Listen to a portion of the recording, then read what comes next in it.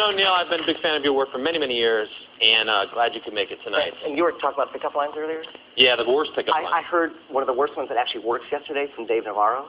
Really? And I'm so psyched to repeat this because it's so funny. He actually says this to women, which is, we're like two ships passing in the night, but we should be the kind of ships that...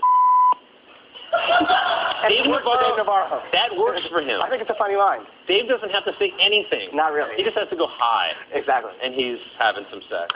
Pretty much. Yeah. You spent a lot of time with Dave. Yeah. And we were filming this thing, and he has all these great lines that he uses that are like literally will challenge him to say the worst thing there is, and it still works. But I think that's kind of part of like a game theory for like a super good-looking like rock star is almost that sort of anti-equation of where he just almost says something cheesy, but because he's so uber cool, it sort of works in his favor. Exactly. And they don't think you're serious. You say it kind of half joking, they don't know if you're serious or not. Right, and that's really the whole thing about the game, right? I mean, the whole idea is that men, for years, since we were like cavemen, have been wired to be terrified to approach women because the consequences, historically, sometimes have been death. Like if it's the wrong woman, or just, you're laughing, but it's true. If it's the wrong woman, it's like... If you read the book, this is the history of the game. Yeah. This is historically wrong with men. Right, we're petrified to approach a woman because we could be rejected, and rejection hurts. What was that? Yeah. It really makes you feel it. Well, it doesn't really work like famous people and rock stars. They should be off limits, right? That's not true. It's funny because I wrote all these books with rock stars, and I kind of idolize and envy their lifestyles. And after I wrote the game, they started like calling me for advice. The rock stars. Yeah. Well, let me talk about those worlds. Okay. You've been in the porn business for a long time. I mean, not in the porn business, but well, almost. And you work with Motley Crue and Marilyn Manson and Dave Navarro. You must have put yourself in some pretty. What's like the craziest thing that's happened to you in those experiences? Oh man, like there's so many. But I would say when I was doing the Marilyn Manson, but the most fun band to tour with is a band that like just got famous. They're hitting their peak because all the stuff starts happening around them, and they don't know what to do with it. It's all like so. With Marilyn Manson, it was like stupid human tricks, like every night. Like we'd literally dress in like chicken outfits and at night and just like run around LA. No one would know that giant chicken that approached them was like Marilyn Manson. That's yeah, exactly. But that wasn't there were nights when I'd come over, say at 10 p.m. and the next thing I knew it'd be like 8 a.m. We're still up. We're like driving to Disneyland in like rush hour traffic and this is you're doing work. I mean, yeah. you're about to... It doesn't sound very rock and roll driving to Disneyland. That's like a crazy no, but we drove to Disneyland. Well, you're nuts. Yeah. Crazy. Then we're on the Matterhorn. And, exactly.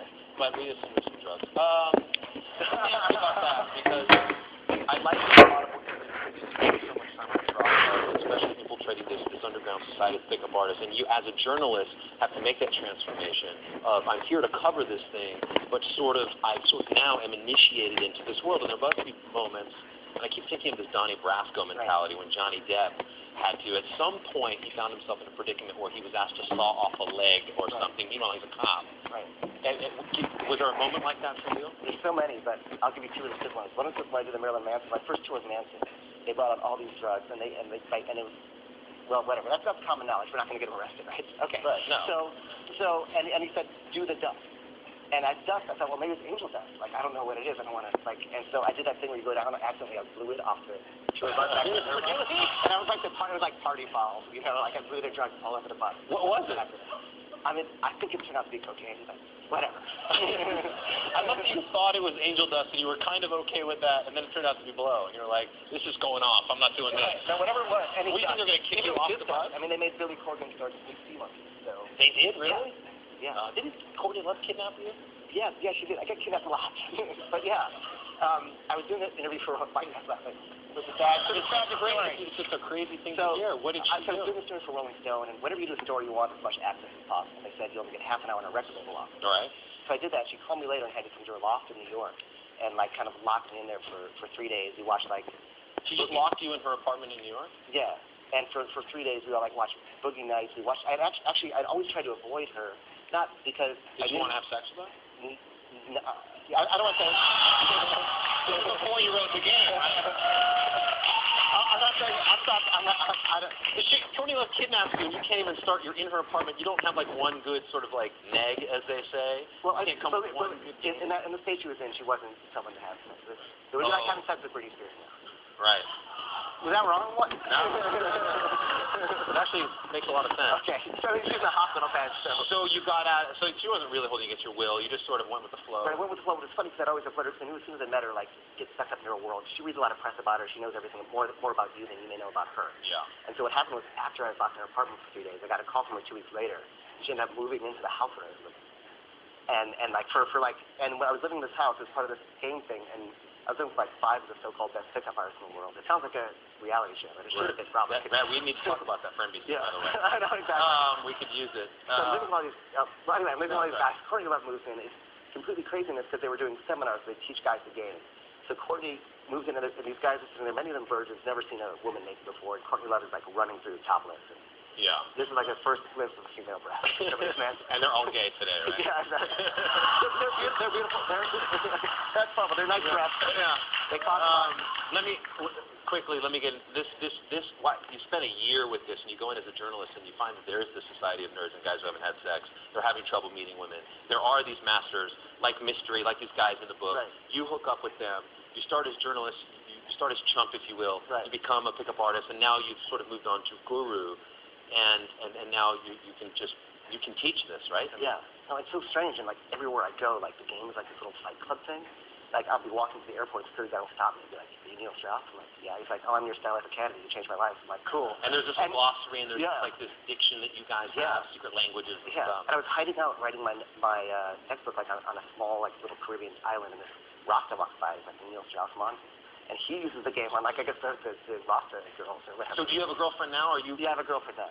And did you use the game theory to pick her up? Well, I didn't, because I'm kind of like screwed myself because they've either read the book or will read the book. And no matter what you do, even if you're really nice and normal, they'll think you're manipulating them. Did you have to go like Carson Daly? I'm like really a good guy. Oh, really? Yeah. Yeah. Thank you. I appreciate that. No, I appreciate that.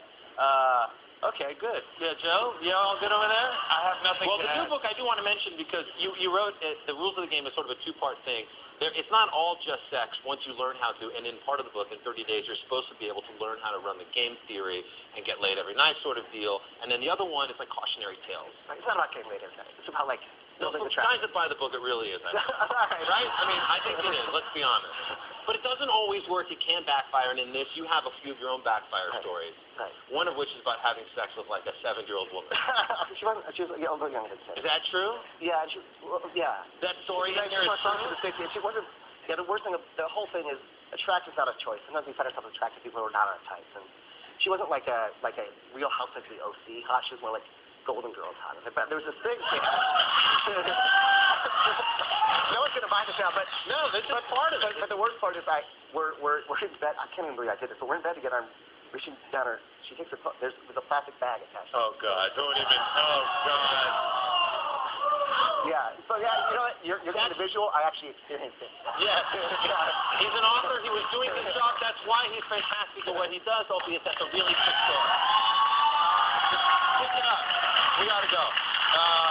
It's the companion. It's the rules of the game is out. If you haven't bought the game, go get it. Go to MySpace. You guys get a bunch of videos. MySpace TV.